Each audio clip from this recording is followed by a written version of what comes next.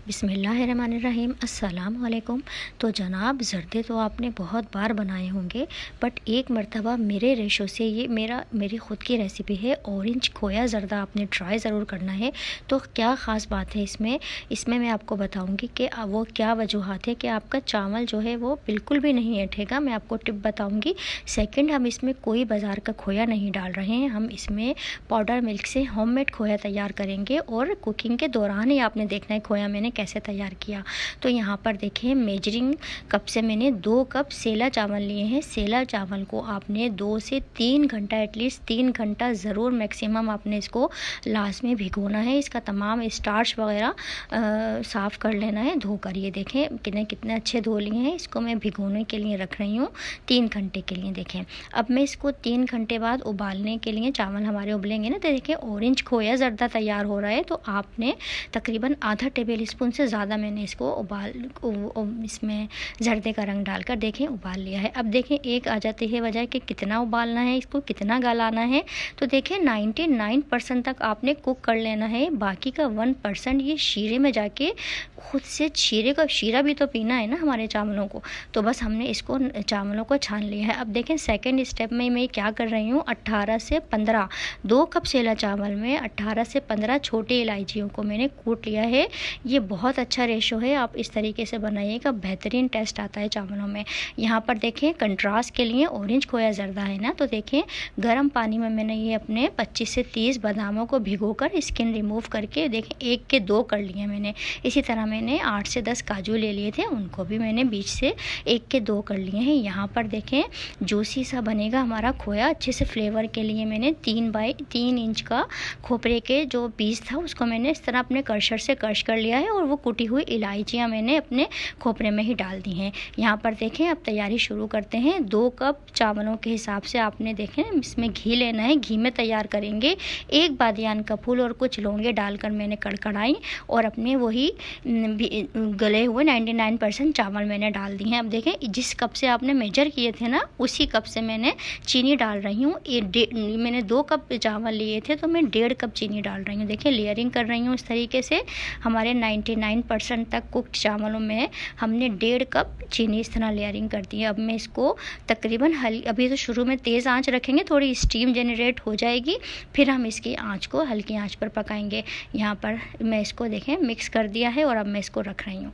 ये देखें 15 minute 20 minute के बाद अब मैंने इसमें डाल दी हूँ वही खुशबूदार छोटी इलायचियों और कोकोनट वाला मिक्सचर मैंने डाल दिया है।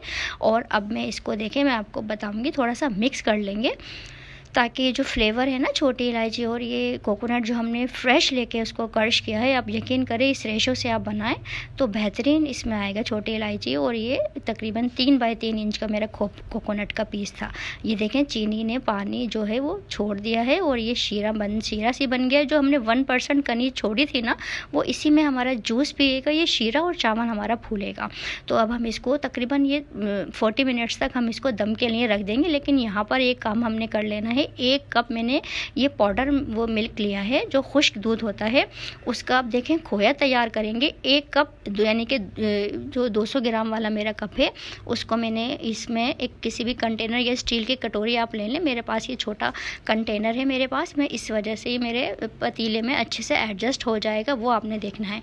तो देखें 1 कप पाउडर मिल्क में मैं इसको अच्छी तरीके से मिक्स करूँगी। देसी घी में डाल रही हूँ, आप डालडा या हबीब कुछ भी डाल सकते हैं जो आपके पास घी है। बट यहाँ पर मैं 1 कप पाउडर मिल्क में तकरीबन मैंने अभी 2 टेबल स्पून डाला है, तकरीबन 2.5 या 3 टेबल स्पून तक इसमें देसी घी जाएगा। तो 1 कप पाउडर मिल्क में ये गया 3 टेबल स्पून तक तकरीबन मैं डाल चुकी हूँ देसी घी। इसको अच्छे से मिक्स किया और चावलों के सेंटर में आपने रख दिया। देखें चावल स्टीम में होंगे ना, देखें ये आधे घंटे बाद की ये कंडीशन है कि हमारा रोस्टेड खोया भी तैयार हो रहा है, साथ के साथ चावल तो हमारे दम पर आ रहे हैं। ये आधे घंटे बाद की सिचुएशन है और इसको मैं निकाल दूंगी अभी। और ये देखें चावलों को हम मिक्स कर लेंगे क्योंकि अभी चावलों में थोड़ी कनी है। तकरीबन 40 मिनट्स तक टोटल इनको टाइम लगता है। आधा घंटा तो हमारा खोया तैयार हो गया, रोस्टेड खोया, वो हमने निकाल लिया। अब देखें अगर चावल आपके ज़रा से भी ऐंठे हुए हैं ना, तो आपने ये टिप करनी है कि 1 कप दूध आपने डाल देना है। यहाँ पर मैंने 1 कप दूध डाल दिया है और मज़ीद के जो 15, 20, 25 मिनट में इसको हल्की आंच पर कुक करूँगी कि हमारा चावल स्टीम में हो जाए।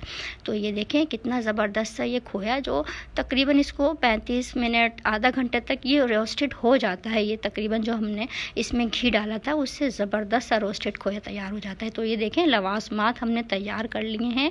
कलर कंट्रास्ट बड़ा प्यारा सा देंगे खोए के साथ और जो बादाम के साथ। ये देखें अब मैंने आपको दिखाई है कंडीशन। ये टोटल तकरीबन 40 मिनट दम पर रहा है, बीच में हमने खोया अपना तैयार कर लिया था।